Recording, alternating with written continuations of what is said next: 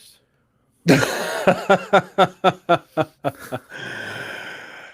It's, we should know already. We only have technical difficulties. That has been my whole January, is technical difficulties. Seemingly, right?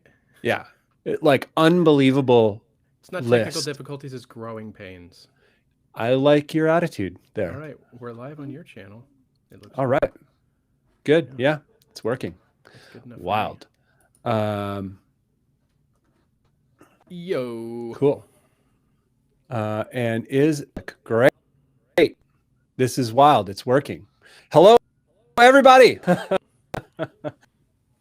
It's good to see you all in the stream already. Bunn's I'm a little. Bunn. Bunn's Bun's a little robotic today. Everybody. Oh, I got one bar. Yeah. You know. Why? I don't know. 'Cause the internet. It's so frustrating. I don't even know if I should talk. We'll be fine.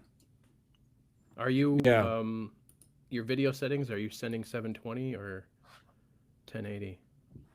I am sending probably 720 because Okay. I think the camera defaults to that. I mean, like in here in Restream. Can I see it? I think Whoa. Oh, don't mess with it. Okay. 720, 30. All right, cool. We're good. That's what I. Okay. Man, if it's not one thing, it's another. Anyhow. We'll get through it together. Yeah. Hi, everybody. Dylan is here to ruin everything. It's a good thing. Too late. We're already doing that ourselves. Can I be heard? I guess I can be heard. Yes. Anyhow. No, you're good. Okay, good. So, welcome everyone to the stream. This is Bandless. This is a weekly live podcast for solo music creatives. And what is the show about? If this is your first time here, every Wednesday at 7 p.m. Central Time, Nick Hill and I, we dig into the challenges that solo music creators face.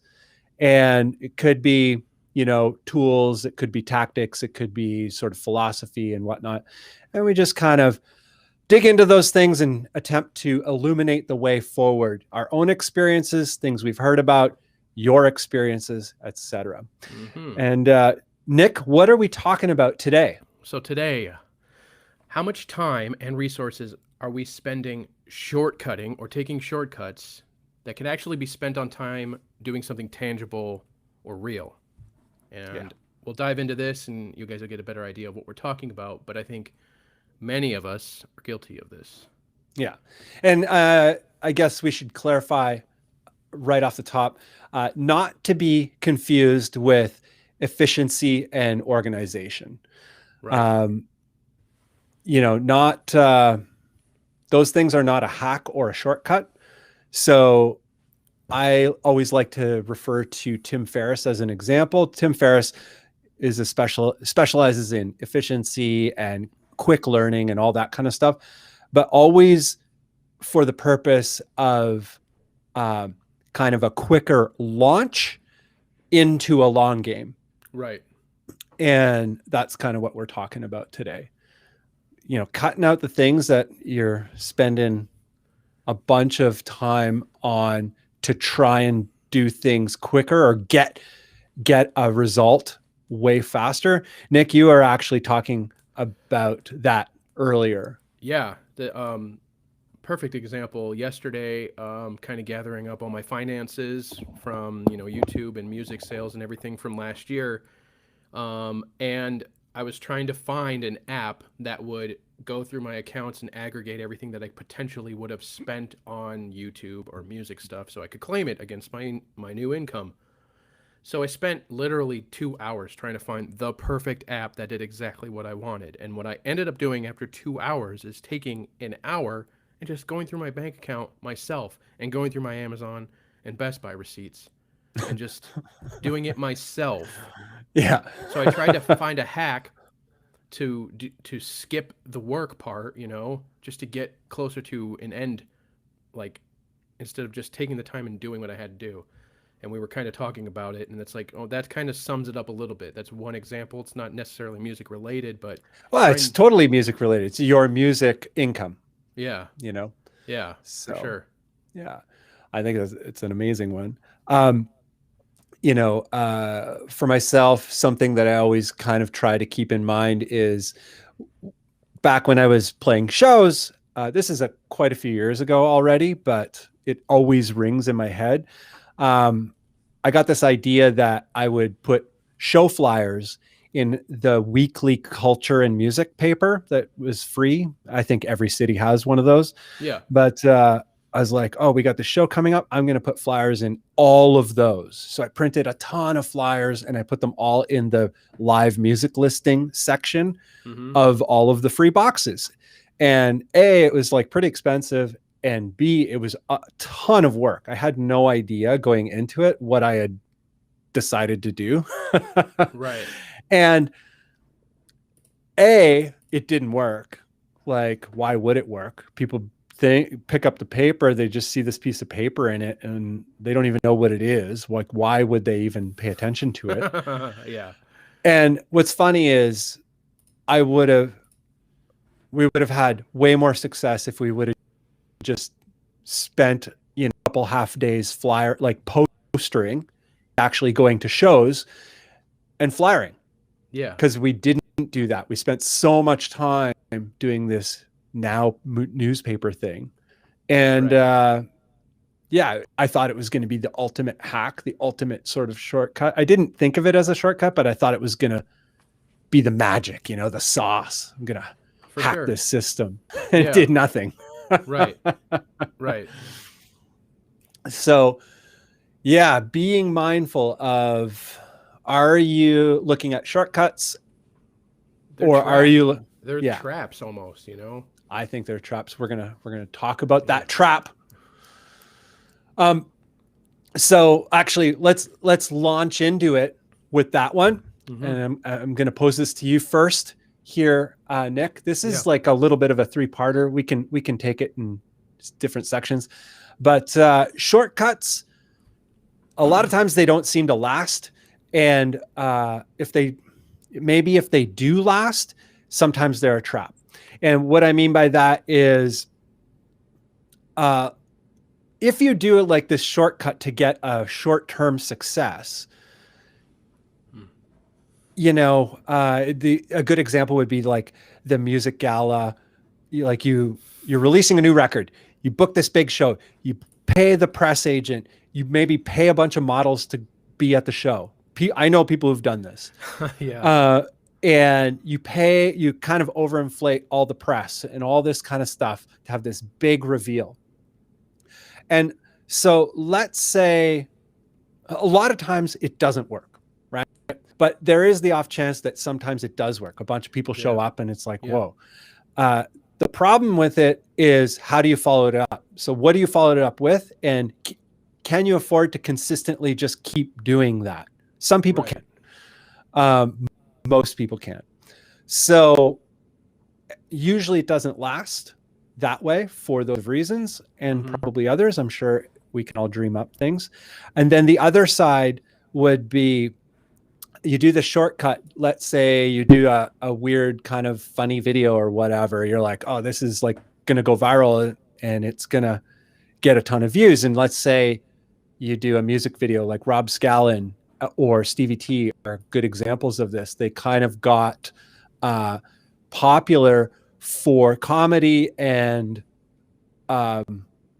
funny, entertaining videos, and their videos went huge.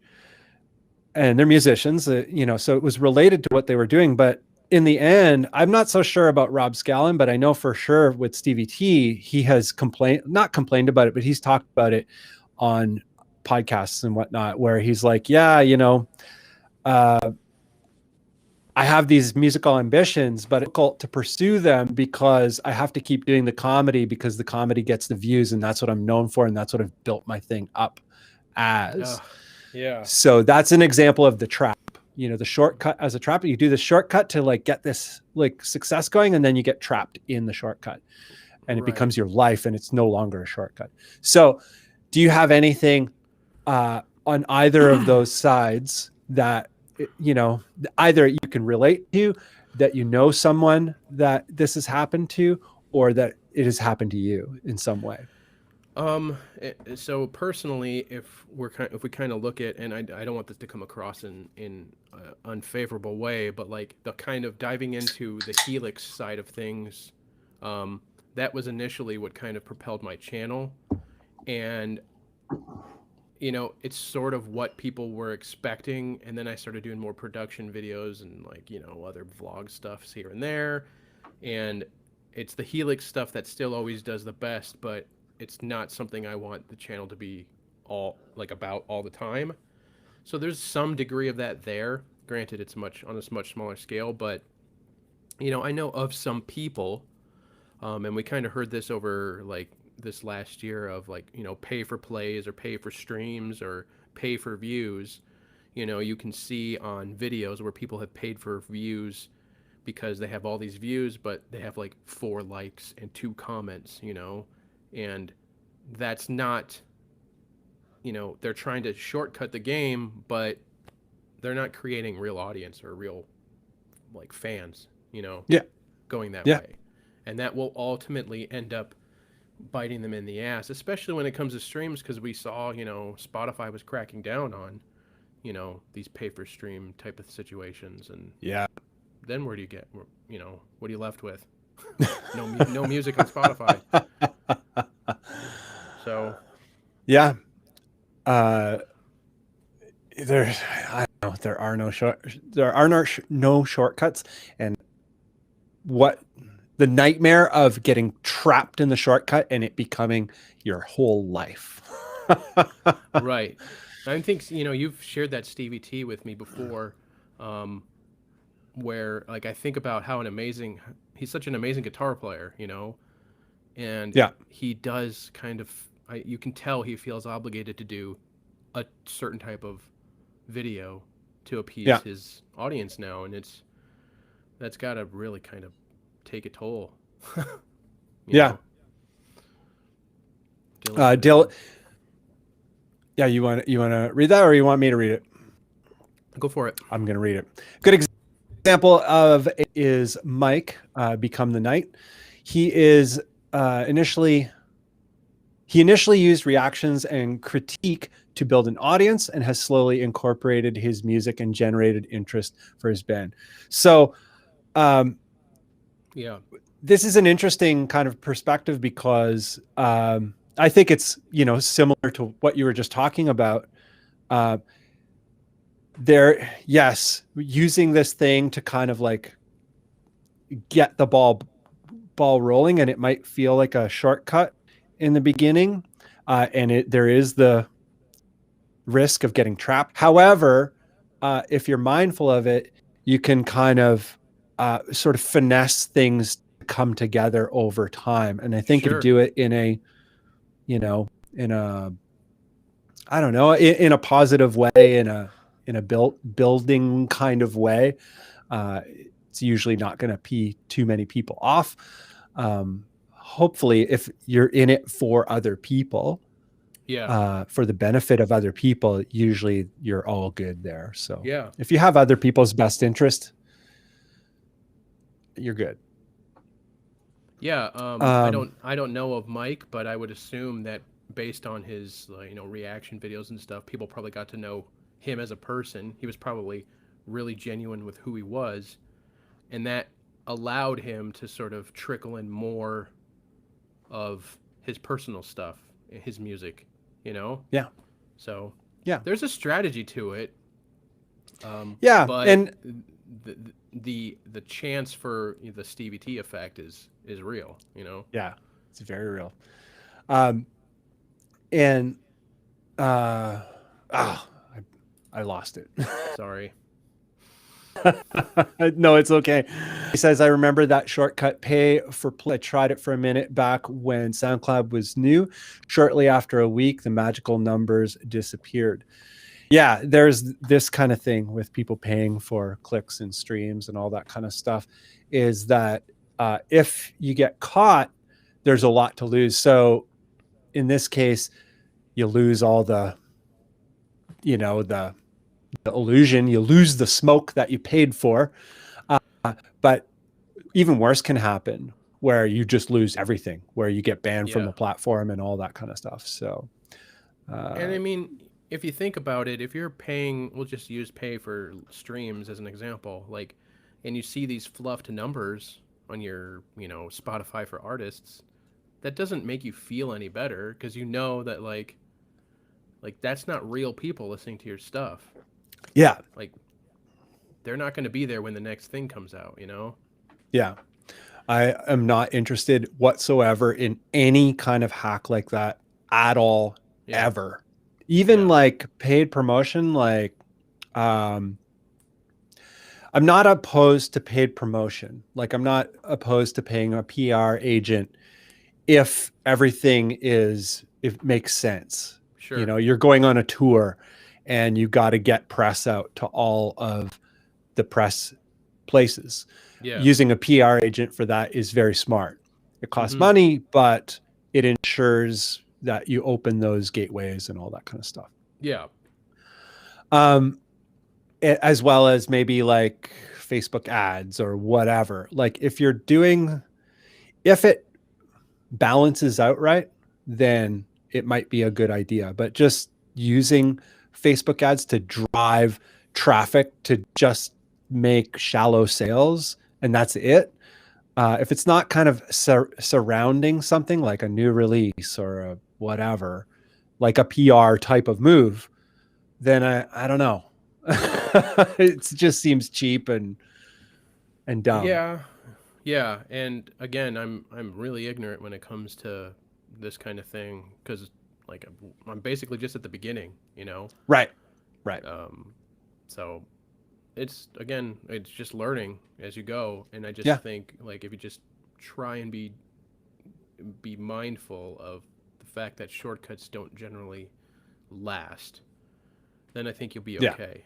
You got to just set a proper expectation for this stuff, and maybe it'll help curb some of that, like, impatientness that we tend to all have as humans.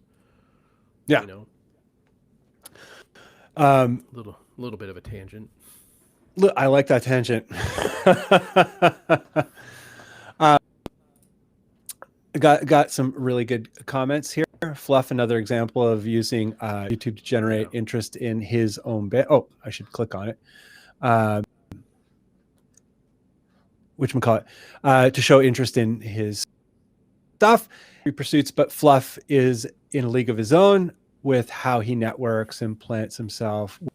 Worth learning from. Big example of just like a good, solid dude who is interested in the things that he talks about, like legitimately interested in the stuff that he talks about, and legitimately interested in conveying that in a valuable way to other people. Like, he's got the interest of the audience at heart.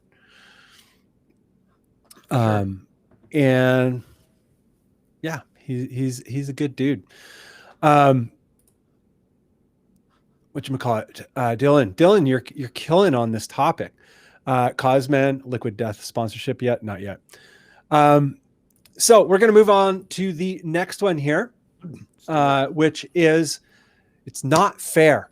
And I want to bring this one up because I think this is sort of the source of why people tend to look at shortcuts or, try to go the cheap road. Yeah. And, the reality is, people who are doing better in a space, like people who are doing better music sales or music views, legitimately doing better music sales, music views, legitimately doing better YouTube views, etc. There's a million reasons why that might be happening. They might just be better at better at writing the music. They might be faster at everything, like productive. They might be more connected to a lot of the right things because they put a bunch of time in. They have a whole bunch of relationships that they've built up over 10 years or 20 years. Mm-hmm. They might just be lucky. There's a whole bunch of things that are going on. Very rarely with people who are doing really well, is it just some kind of golden hack. And even people who kind of pay to be at the top, I don't know, most people are not going to ever remember this artist, but there was this artist that I remember that always comes to mind called Jimmy Ray, Wray, whatever. Hmm. And he had one single, and the labels just kind of signed him and tried to kind of make him popular.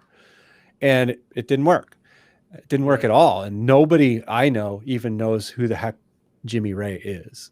And there was a lot of that in the early days of the or earlier days of the record business.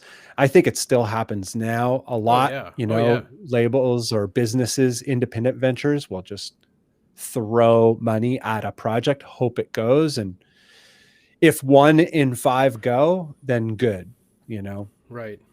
but a lot of them it's not for real. It's just all show. It's all a big advertisement. But so going back to this, I'm going to pose this to you here. There are, people who are doing well. And we look at it and we're like, oh, what's their shortcut? What's their hack? What did they do? And maybe I should do that.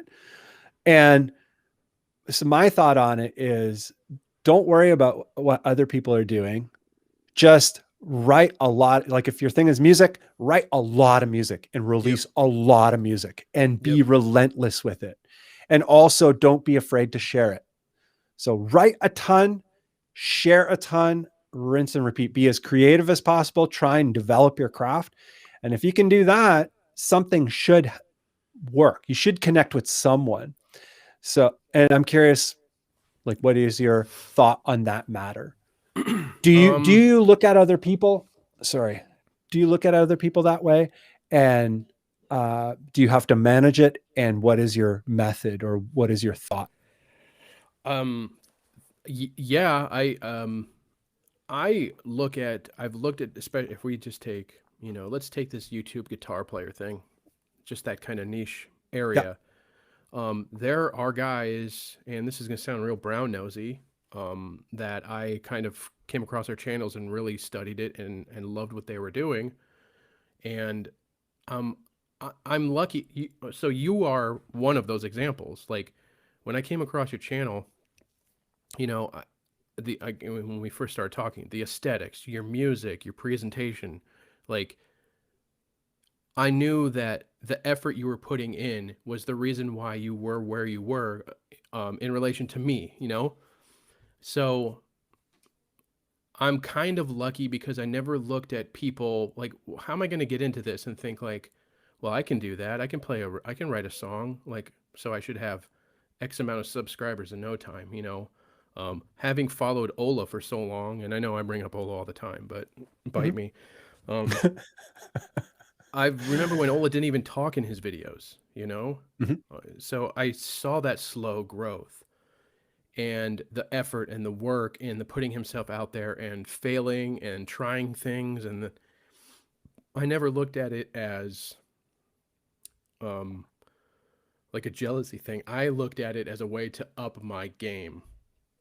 And I don't know that everybody has that mentality. I'm not saying I'm some sort of like different thinker, but I Yeah, never yeah. got caught up in. Um, I never got caught up. Oh, I'll turn up a little bit. Sorry. I never got caught up in being jealous or thinking that people got a certain way because of who they were or some secret sauce. I just assumed they deserved to be there and looked at what I could adopt or learn from them and apply it to my own growth.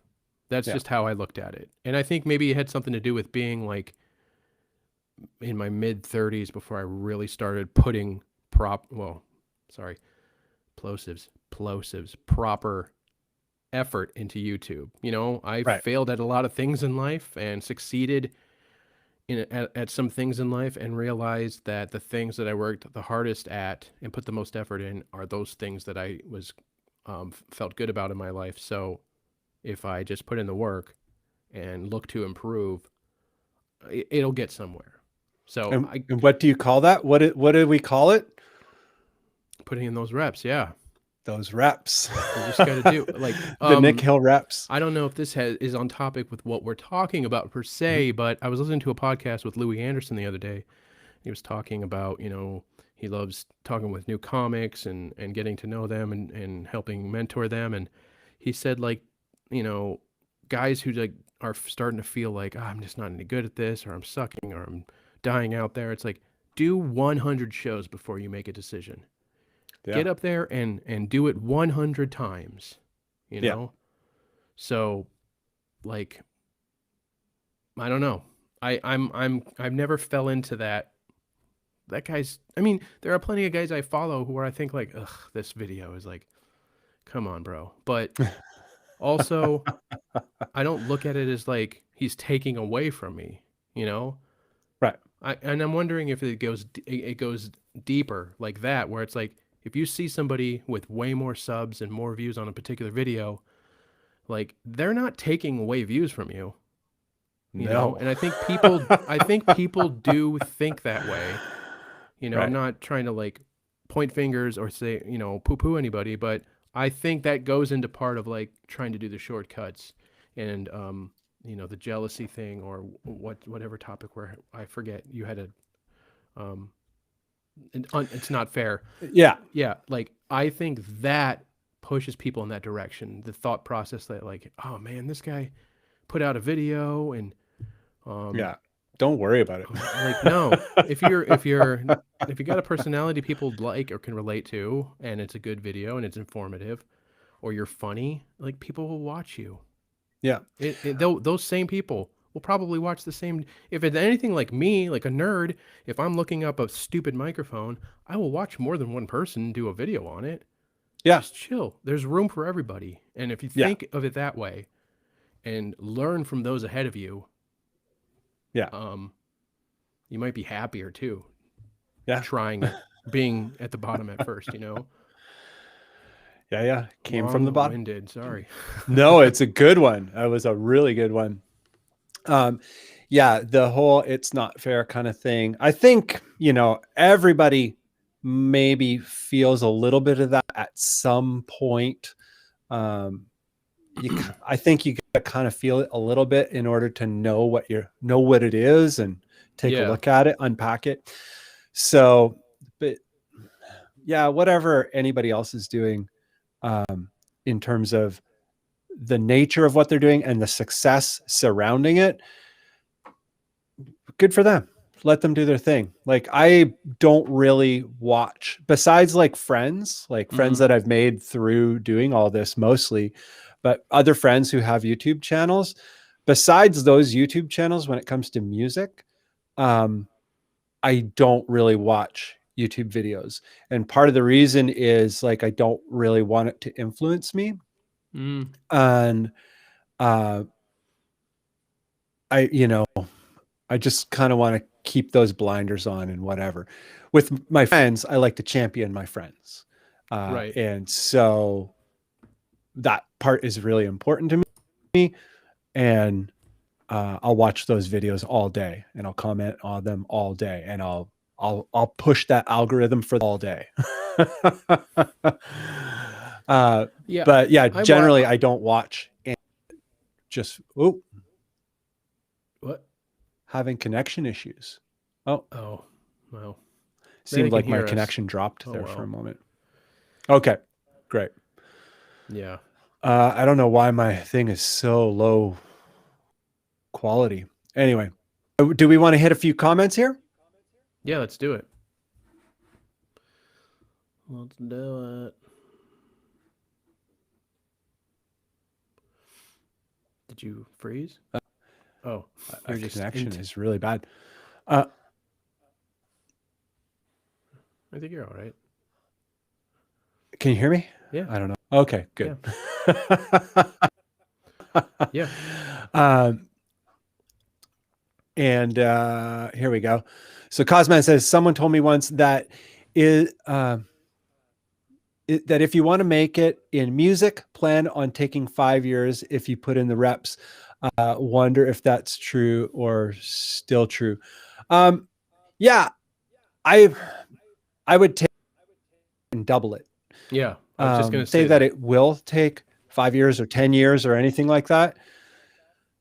But just long game. How long are Yeah. you actually in? Right. Exactly. And I think Yeah.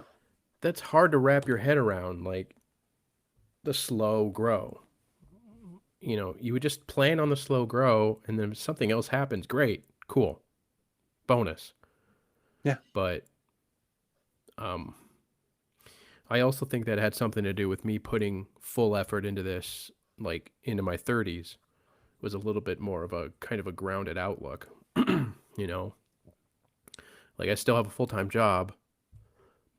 I Yep. basically kind of like I tell this to you all the time. Like I basically have two full time jobs, really two and a half. You know, with my Yeah. full time work that I'm really passionate about and I love to do, and then I have, you know, this, all of this, and this is a full time job. What we do, Yeah. I'm not complaining. And then I have my family, so it's Yeah. just you have to just I don't know, set your mind up to like nothing's gonna happen quickly because as soon as you start thinking that way, then you get impatient. You're setting yourself up for some level of failure. Yeah. You know, my I think opinion. so. Gene Hartwig has a great Mm. comment here. He's ready to release another single. What is the best promotion in your opinion? And what's interesting about that is for me, as I would say, don't really worry about it. Release more. So number one, release as much music as you can on as much of a schedule as possible, and just do all the basic things like make sure that it's always shared, make sure that you're connecting with other artists or other people. So if you're interested in other artists like you, connect with them, Mm-hmm. and I've noticed there are a lot of artists that are only one way. They only want to push things out and they don't really want to connect with people. And I understand a lot of people who are drawn to the arts are, have difficulty with social and all of this sort of stuff. Yeah. But try and find your people and try and connect with them and keep on that schedule and everything kind of working together, and just go long game. Just keep going, keep going, keep going. Don't worry about how well the last tune does, because once you get 50 tunes or 100 tunes, someone is going to be paying attention Yeah. and they're going to go back through the whole catalog usually. I mean, this could be an episode too. There is a strategy to what you can do yourself to promote your own music because at the end of the day, that is your best promotional tool, is you. You should have a plan on where you're going to, send it, like on what you're going to do building up to promote releasing the track. Bunn and I have strategies for our own music. We tie our music into our YouTube videos. Not everybody has a YouTube channel, but something to consider because what's the number two thing that everybody goes to on the internet? It's YouTube. So, Yeah. like, Video in develop a general. plan. Yeah, develop a plan. Yeah. Bandcamp, there's all these tools. It'd And be there's cool to the put. new stuff, eh? There's new stuff. Yeah, I mean, Like it'd be the new stuff being like TikTok and Instagram. Do you exactly. use that? Do you use TikTok? No, no, I can't bring No. myself to do it. My music is on TikTok, so people can use my music in their TikToks. Yeah, yeah. But that's because of DistroKid, Yeah. Yeah, yeah. But it'd be interesting to kind of come up with a not a cheat sheet because we're talking about not taking cheats, but a checklist a Checklist. plan of like a plan of attack for the release of your single or your music, you know? Yeah. Because there And are just the steps that bare you can minimum. take. Yeah, this is, and that's what I'm talking about. Like, we could definitely each be doing more, Yeah. but because of tying it into YouTube, like, it's just a considerable amount of work as it stands right now. So Yeah. develop a plan. You be your biggest cheerleader, um, and start from there. And But connect with people. connect with people. Yep. For real. Like be Mm-hmm. interested in other people. And Gene, you do that. So It's a good start. yeah. Totally. Do we want to move to the next thing here? Give me This is going to be just the last, Yeah. uh, Let's hit the last point, then we can go back through. and then we can do the comments. We can wrap up and just hang out in the comments. So the last one is the long game benefits. We've kind of covered some of these already. The interesting thing about just being focused on long game, it's like I'm in this for 5 years, 10 years, 20 years. I think you shouldn't even worry about the years. It's just like I'm in this. Don't care about the time. Yeah. But the benefit of it is not if you're not trying to get fast results and climb the ladder prematurely, you're afforded a few things. You're afforded the ability to really develop your craft. You're afforded the ability to change very quickly. We've talked about this before, the pivot. Mm-hmm.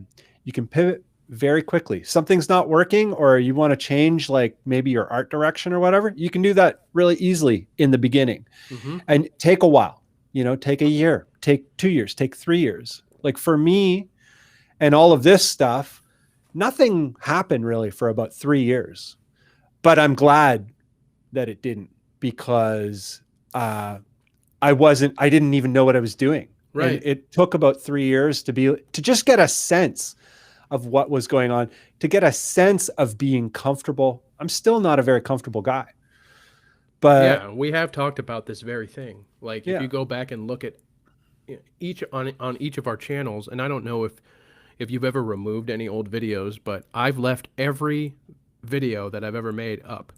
yeah. My And first 2 I've took down, or they're just private. got it. But I leave them up because it's like a reminder of my own growth, and I like to be able to point people who are like, I'm not, I can't do this. I don't know what I'm doing. Like, neither did I. Yeah. I got the proof. I still don't feel like I know what I'm doing. I know Agreed. how to do a bunch of things, but I don't know what I'm doing. I think there's a big difference there. Yeah. Yeah, it's sort of like this, you're just floating there, or it's like, it's kind of akin to like laying back and floating in the water. Like, you don't Yeah. know how you're doing it, but you're doing it, Yeah. you know? But you know how to float in the water. But you Like know how to, yeah, you're it's like, like I an know what to instinct. do. It's an instinct. Yeah. Yeah. I Once know you what to learn do. it, yeah. Maybe that's a bad example, No, it's a good example. but yeah, because I mean, technically, I know what I should be doing at all times, and I think as each day goes by, each video, each live stream, things will look better, things will sound better without the errant technical difficulty here and there.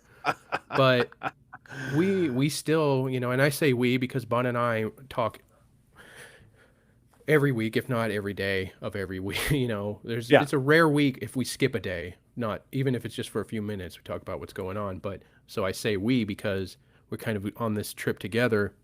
Like, we're still trying to figure it out. We always have like strategy discussions, and Yeah. Like it's a good idea to know what you're shooting for. If you don't yeah. have a target, I think we talked about this maybe in the last one. Mm-hmm. Picking a target is really important. Having the end in mind, yeah. Yeah. Mm-hmm. But what do I have? My camera's in the way of my notes. It's okay. But yeah, the long game, there's huge benefits to the long game. And when you arrive at something that is maybe a success of sorts, you're way more ready for it and ready to do something with that success. Mm-hmm. So it seems. So I'm a huge fan of the whole long game thing, just for my mental health and for other people's mental health, in terms of them doing it. Burning yourself out, like rushing to the finish line, just trying to get like, just for the purpose of a win rather than for the purpose of doing your best. Like, what would you rather do? Write the best music you could write and be stoked about it, or just eke a tune out and hope and try and get some views or try and get some listens? Like, what do you Yeah. want? Yeah. Yeah, I mean, I've kind of taken, like I said, I was lucky to not fall into the like I need instant results. Yeah. So I really have dove headfirst into the idea of the slow grow, the slow build, building genuine fans, and we're not comfortable with that term, but building genuine fans Yeah. instead of getting a bunch of casuals quickly, Yeah. because I'm sure that a lot of you guys who show up to all of these, Randy, what's up? A lot of people who show up to these streams now are more likely than not somebody that's been following me or Bunn for a significant amount of time. Not necessarily, but you know, we have those people who have been following us for a long time, and those are the people we build relationships with and make it more, I don't know, enjoyable. Make Yeah. it more worthwhile. Yeah. And So, you tend to develop some pretty meaningful relationships, like some good friendships out of mm-hmm, that. mm-hmm, So, yeah. what was it here? Patrick says, how many songs do you write a month? Hmm. And the answer for me is I try to write one a month. And that's very difficult for me personally because, I have a high criteria for myself. My ability is not super high, technically, my Mm-hmm. technical ability is not super high. So once a month is a struggle for me, but that's what I shoot for. Yeah. How many songs do I start? Because that's a different question. You know what? I think something that has kind of happened through live streaming and building a relationship with a lot of you guys who show up to the live streams. And Saturday almost is a default day that I can work on music for at least the time I'm live streaming, because you guys kind of see these songs take shape when we're working on music. So I've ended up finishing far more music in the last 6 months to a year than I ever did prior. I mean, it's just a fact. So I bet I'm capable of finishing a song a month, at the Yeah. rate I'm playing. I'm playing more. I'm coming up with more stuff. I'm diving into different genres that like inspires me to write more and play more. So, you know, I mean, ask me tomorrow. I'll probably just tell you how terrible of a guitar player I am and I can't do anything right and then all my songs suck. But right now I'm feeling this way. You know how it is. Oh, I know it well. Yeah. Tyler brings up a great comment here. Be able to, this is actually a really good one. Yeah. Be able to people's songs and play in as many bands as possible while you're still in your 20s, while you're young, and keep contact. So yeah, the benefit of this, I know a lot of people who went this road. I went straight into my own band and touring and all that, but it was also a different time. Mm-hmm. But I know a lot of people who did this, and the amount, the amount of contacts, the amount of relationships that these people, and everybody, is everybody who's going to keep going with music and elevate up through the ranks. The people who stick around, they tend to stay in contact in some ways. And a lot of that becomes door openers. Everybody's opening everybody else's doors through Yeah. having those early roots together and all kind of coming up. So yeah, showing up as early as you can and sticking around, depending on what you want to do.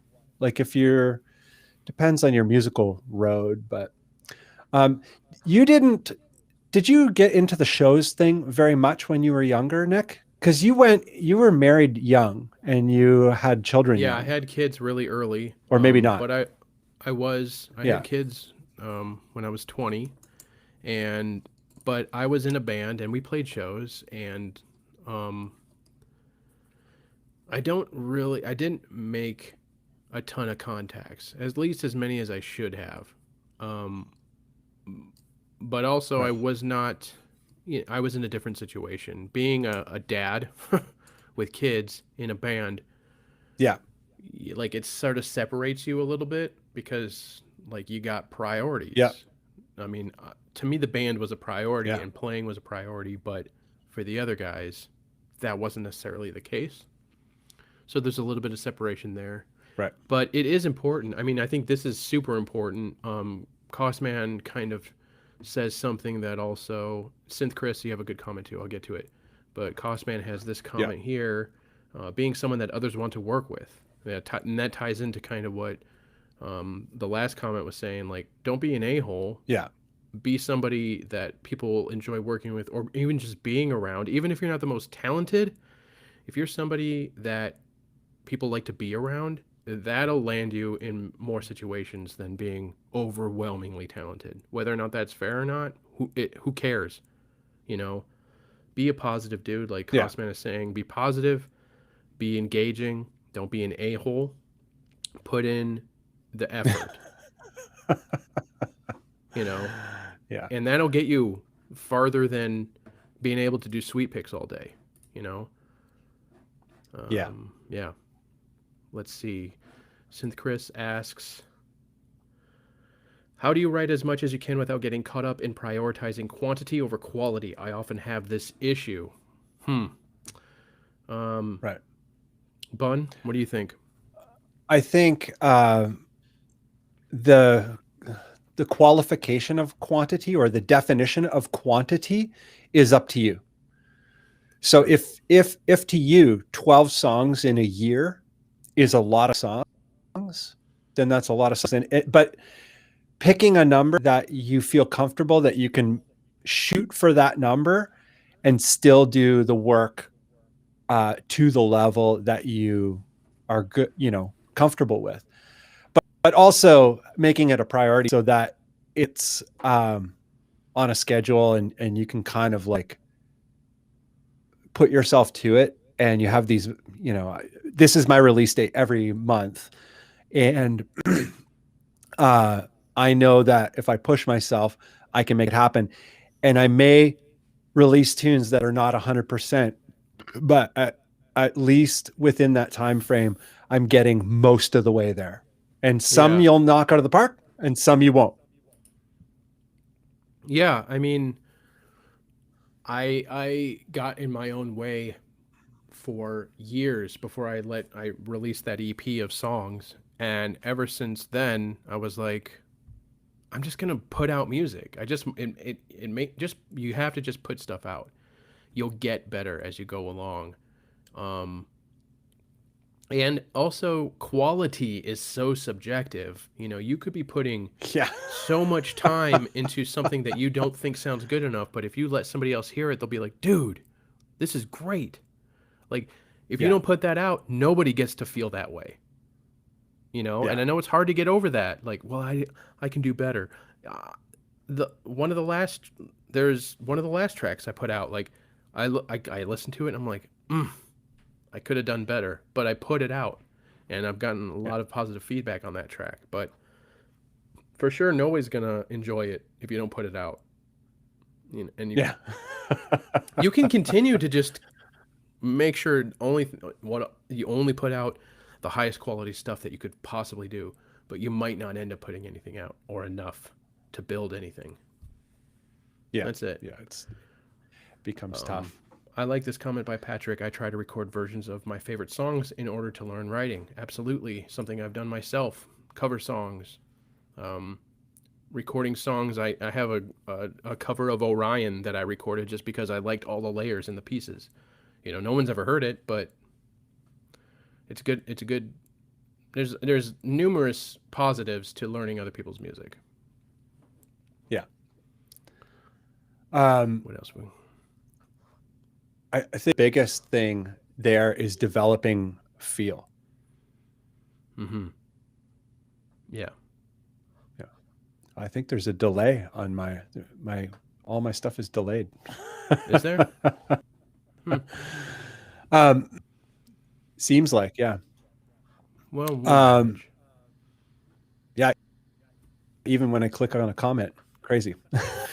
But Chris, I record any idea of mine that I find interesting, and every once in a while I find one that really speaks to me. And yeah, if you can record absolutely every single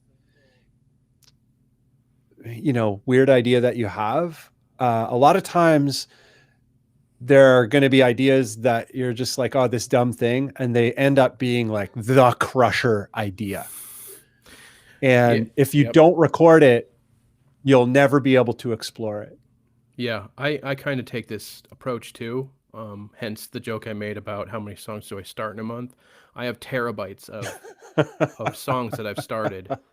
And every once in a while, I'll come up with something that might fit with some older stuff. And I will, if I'm feeling, a little bit down or not inspired, I will go back and go through projects that I've never finished. I'll look for, did I bounce anything from this one? And I'll see what it sounds like. Or if I didn't, I'll go into it and see there's just a riff idea that might inspire a new riff today. So, not a bad idea to do that, in my opinion.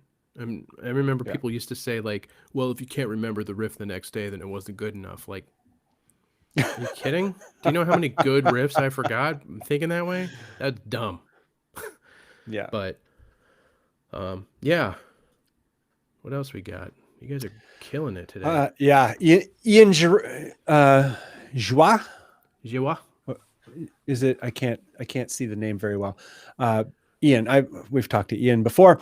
I'm kind of stuck in the idea of releasing albums and finishing multiple songs at once because I come up with concepts that he likes and whatnot. But I feel like doing one song at a time might be a better solution for me. So this is where I've landed in recent years. The last couple of years, I'm like, just, get a song done. You can wrap it up into an album later. And if you want to call them demos or singles, the single of your upcoming release, you can totally do that. Agreed. Gori, I think is how you say his name. Ian Gori. Gory. Maybe you don't roll the R at all. But Nick, you're doing the same thing with singles. Just get them out there. Yeah. And I think that because I always was under the impression that like, you should put out an album or some chunk of songs. It's like, well, I don't know. There's a few reasons why that you might want to try the single approach. It's because the market today, we are in the business of trying to get heard. Even if we're artists, we're writing music for ourselves, we still want people to hear our music. And let's face it, attention spans for a segment of the population are short. So you want to keep trickling songs out, I think that's a good thing. For yourself. Yeah, I think so. For the people who listen to you. And the other thing is like you said, and it's something that I've already been thinking about, you get X amount of singles out. What fun way can you package those up into an album? It's another thing for your fans. So you got to kind of look at it this way, and there's different strategies. I just feel like a giant chunk of time with no music would feel bad to me now. I like releasing singles. That's not to say I don't want to write a piece of music that, has multiple tracks that all kind of tie into one another in that album format. But, Yeah. it's not going to happen right now. It's not happening right now. So I'm going to at least put out music. And as a Yeah. matter of fact, I have 3 songs written in the same style that are going to be the same project that now I have 3 songs for something. Amazing. So now I'll have a little micro or whatever that I can put out when Yeah. it's all wrapped and good. So, yeah.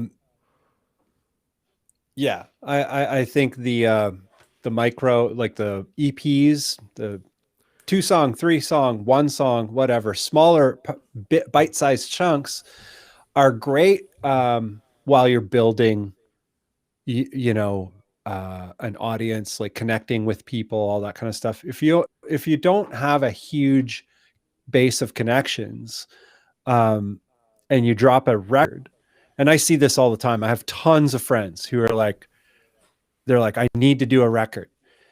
And it's like, when you get the stats on those records, the first song on that record gets, maybe 100 half plays a month, Mm. and the rest of the tunes on the record never get heard. Mm-hmm. And that happens to so many people who drop these records. Have a good night, Mike. So good night, Mike.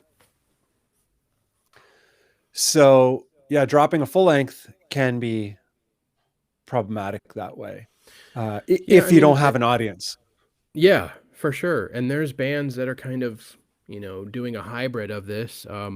A good example is the band Spirit Box. They released an album a couple years ago, and since then they've been dropping singles, to tide over their creative flow and to keep their fans happy. Yeah, And like these singles they're killer. I'm a huge fan of them because of their style and what they're doing. And a lot of bands are doing it. A lot of bands are yeah, doing it. yeah. Tyler Adams is on the singles train, and he's doing live albums. Live albums are actually maybe a really great Mm. complement if you're capable of recording them. Like if you're like, I need to satisfy my urge to do albums, well, do singles, and then there's a much lower level of loss in doing a live album, because you're just recording your live set when you're playing your show, Yeah. and then you share the show. So it has double potential there. It's like, okay, here's like a whole album. It's a live album, but also it's a live album. Yeah, there's something very um intriguing about that. This idea, like if I wrote a different style of music, something a little bit more like acoustic, this would be I would do this all the time, dropping singles and then putting them together in some sort of live format, be it streamed or whatever, and packaging it up, because I think this is a great idea. This is a good idea. Yeah. Yeah. Really good idea, Tyler. Um, what do we got here? Boom, boom. Cosman says, chapters. If only I could do it like Netflix episodes, leave the listener hanging so they have to listen to the next episode. Well, you could do that. Actually, that's not a terrible idea. Yeah. Kind of you still have to connect with people Mm-hmm. for work, but if you're same thing, if you're only doing it in chapters or in singles, yeah, people are, it's easier for people to keep piling on. It's like, oh, this guy releases a new track every week. If you can write a new song a week, that's like, I would never be able to do that. Yeah, see, and Self-Inflatable is the kind of person why you would want to take your EPs and then package it up into a longer format for people like him, because he says he can't stand single song releases. Generally, never go back to them after initial listen. It's not the way I like to experience releases. So everybody's different. He likes to hear things in chunks, and that's cool, and that's fine. And I know that too, because I am also that way, ironically enough. Which is why at some point these singles that were Nick Hill are going to be a thing, and then people Yeah. can there you go. Put them into a record at the end. Yeah. Dylan makes I a good like it. point here, of course. King of good points. I've been telling people that video content is king, which you're right. I tell that to people too, especially in the line of work I'm in. If you do album/EPs, make a video or series of videos for each track and release over time. Yep. It's just another, Yeah. excuse me, another means to get ears on your music. And that, Yeah. I think, is what we're after, right? Most of us? Yeah. Excuse me. Whatchamacallit, Tim Wheeler. Oh, so Tim Wheeler is just, he's doing it. He's just showing us, yeah, Tim is here. He's doing it. Yeah, Tim, do it. Get it out there. Make it happen. Yeah. I think it's the thing to do. Instead of sitting around, what can I shortcut? How can I hack it? What can I, what way can I kind of exit through the side door or get in through the side door? Right. It's like, just do it. Just like write music, release it, and make it all work. So Synth Chris, hello. What's up, buddy? Oh, right. My mouse is doing really cool things again. Oh, great. Yes. I Chris says Black Tongue packaged their 2 EPs into a full release, and he goes back to it all the time. So, yeah, I personally, I don't give a shit about records or singles or whatever. All I want is like crushing tunes, like awesome tunes. And if I get awesome tunes in a single format, it's an awesome tune.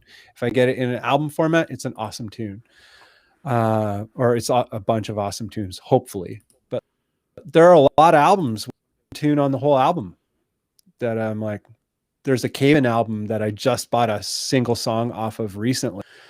And I'm like, oh, I don't like this album, but I love this song so much. So yeah, however you want to do it, you can do it. But are we going to wind her down here? Yeah. There was something I wanted to touch upon. Yep. Renato's comment: as a DIY musician, single Yes. releases seem to have more potential to keep your audience engaged, and you can adjust your strategy while going or growing. Yeah, exactly. You got to take different approaches depending on what stage you're at. So, very good point. I'm 100% down with that. Yeah. Cool. So I think we kind of really, nailed it down there. The whole idea was don't worry about shortcuts. If you feel the pressure to like come up with a hack or like, what can I do to get success today? I think don't worry about it and just try and finish music that you're proud of and get it out there. Mm-hmm. And that's really the long and short of it all. Yeah, agreed. I would love to put albums out, but do we want to? But I'm not there. Yeah. Have you ever? Just the EP. That's it. Right. But you've never done like a 10 song or a 12 song. Mm-mm. Sounds like a lot of work. I don't know if I have. Yeah. I've done a ton of 8 songs. I don't know where it's not really a full album, but it's enough music. Is that just based on old, because the record, you had to fill 2 sides for it to be full? Like 8 sounds good enough to me. Yeah. It's like a criteria thing, but I've done a ton of records that were 8 songs or 9 songs. And yeah, I don't know. It was a different time though. There was the internet wasn't what it is now. You had nothing to distract you. Yeah. So I think that's we're going to wrap it up here, guys. Oh yeah, here. This is exactly what I want to talk about. Come on, show. Why is it not showing? There you go. Yes. There we go. Yes. My internet is terrible. Something's happened today, of course. Barry Yeah, asks, of course. were we able When to is it figure ever the smooth? Discord out? Barry, it depends on your definition of figured out, but I have a link here to a Discord server that Bunn and I have pieced together, and we're gonna need the help and support of a few of you. We did send out an email. I think we were maybe having issues. We haven't gotten a reply from anybody who we emailed. So, those of you who mentioned being interested in helping moderate, perhaps you can just let us know in the Discord now, DMing us or whatever. So here is the link to the Discord. I hope I did that correctly. It looks safe good. Assumption that it might not be correct, but we did put it together. I can. Oh, we got some people. There we go. So it must have worked. We have a rudimentary rules page. Oh, now the bot throws the rules in. I don't understand. So clearly I don't know what I'm doing. Right. That's so funny. That's so funny. I tried for hours to get this bot to work, and now it must have been because people had to join. So the rules are going to be flying around in there a bunch now, guys. I'm sorry. But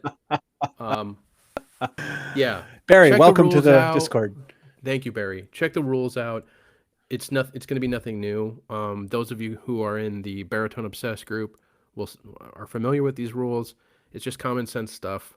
We kind of have it divided up into some pretty decent topics, and it's in its infancy, and you guys are going to help build this. So it's at the very, very, very beginning. Yeah. For real. Like there's nothing there. Yeah. But it's up to all of us to make it something. Yeah. So looking forward to seeing you guys on there. I'll try and me 6 for a bot. Yeah, Jeremy, I was looking up bots for, again, it's flashback. I want to just know how to do it. I want to just know how to do it.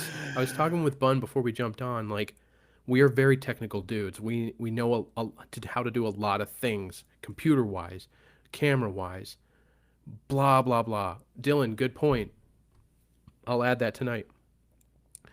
But when we come across something like this, Discord, like we know what it is, I kind of use it, but as a passerby in other people's servers, I don't know what to do. And then I'm like, old man, what do I do? It's funny.